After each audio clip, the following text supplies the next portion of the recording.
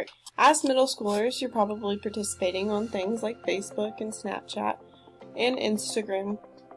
And while we participate on these, we're often talking to other people. So we need to know how to safely talk to these other people. And also, how should you handle inappropriate online talk when it happens, when someone messages you don't know, and how do you handle that situation?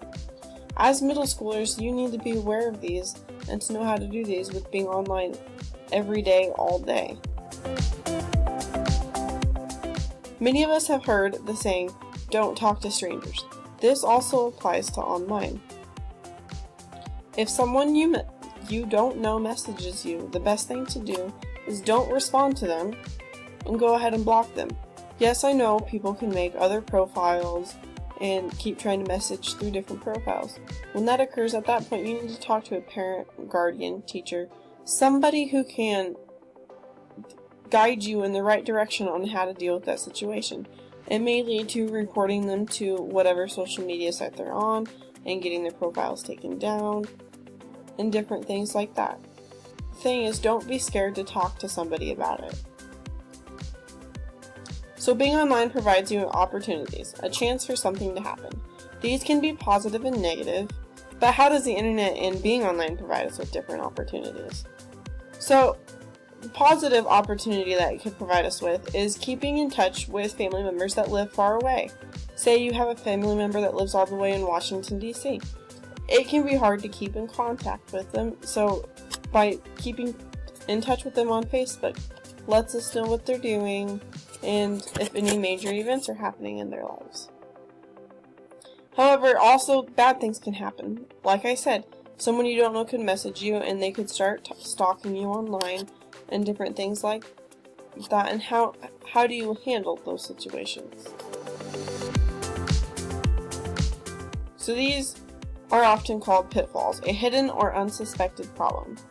Like I said, someone could message you, they could ask for different pieces of information that shouldn't be given out, such as your phone number, where you live, your social security number, different things like that. And those aren't problems that you necessarily think about when you're going online. You don't think that someone's going to constantly want to see what you're up to and that you don't know. You don't think that someone that you don't know wants to constantly see what you're up to and start stalking you and try and figure out where you live. But that stuff could happen. We just don't think about it. So inappropriate, not proper, or not okay. I kind of like this kind of falls under how are you talking to people online. Anything you say and do online, and this includes text messaging, is not secret. You don't know what the other person is doing on the other side. You don't know if they're screenshotting the text messages. You don't know if somebody else is standing over their shoulder. You don't know who the audience is on the other side of that screen. So when you're talking to people online, you need to think about that and keep track of and think about what you're saying, and would you want other people to see that? Would you want your mom or dad to see that? So what things are considered to be risky online? And like I said, inappropriate talk would be considered risky online, as you don't know who is seeing it out in public. Other things that could be risky online are talking to people that you don't know. You don't know what their intentions are. Posting inappropriate pictures or overly revealing pictures.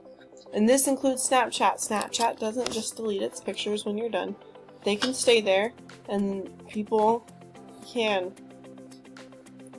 even screenshot them. And yes, it tells you when they screenshot them, but you don't have access to their phone to delete that screenshot, and so you don't know who they passed it to. So harass. To bother or pressure aggressively. Think about this. Have you ever been harassed online? Like someone continuously messages you over and over and over again, even after you've told them not to? This can even happen in real life if your friends are pressuring you to do their homework, go out all the time, different things like that. And if you're being harassed, especially online by somebody you don't know, it is important to contact somebody and let them know that it's going on. then you can get help and figure out how to deal with the situation. Every situation is different. Sometimes it just involves blocking the person. Sometimes it may involve just deleting your whole account. So think about this for a little bit. How would you handle someone walking up to you on the street and making sexual comments? Yes, this is going to get a little personal. Go ahead and pause the video and think about this. Okay, think about this. How would you handle someone trying to flirt with you on the street?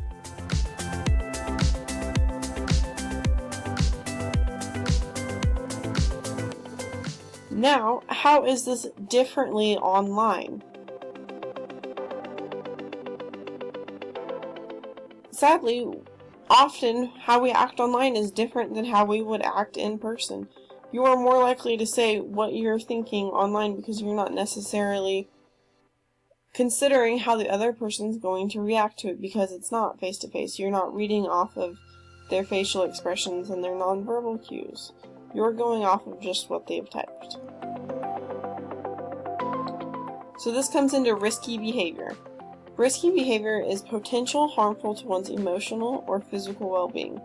Flirting online is risky behavior. You don't know who you are talking to, and it stays with you forever. Like I said, any conversations that you post online stay with you forever, whether you think they're private or not. Somewhere they're archived, somewhere they can get to them.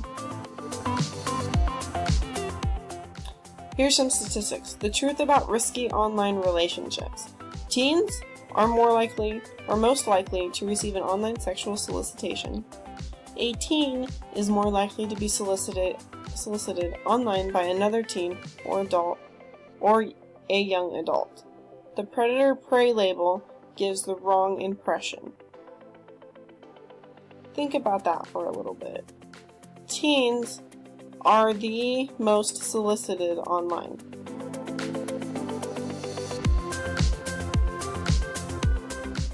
Think about somebody that you've met online.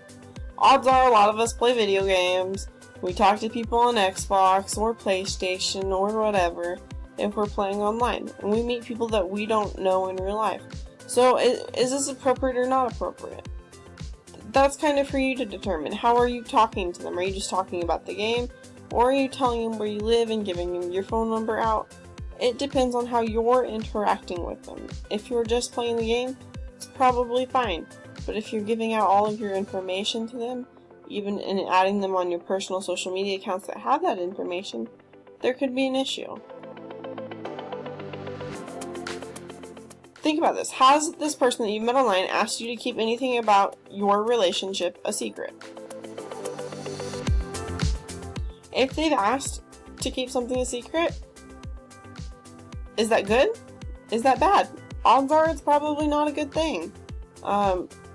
If they're wanting you to keep something a secret, it's probably someone you shouldn't be talking to. Has this person ever hinted about anything sexual?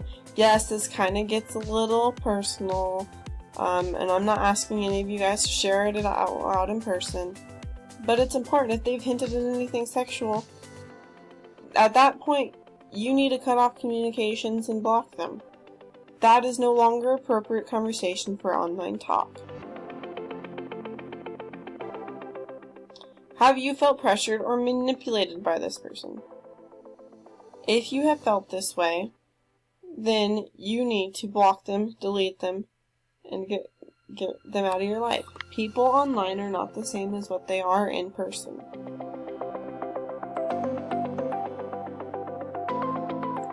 When you're acting online, are you true to yourself, sticking to your values when talking to this person?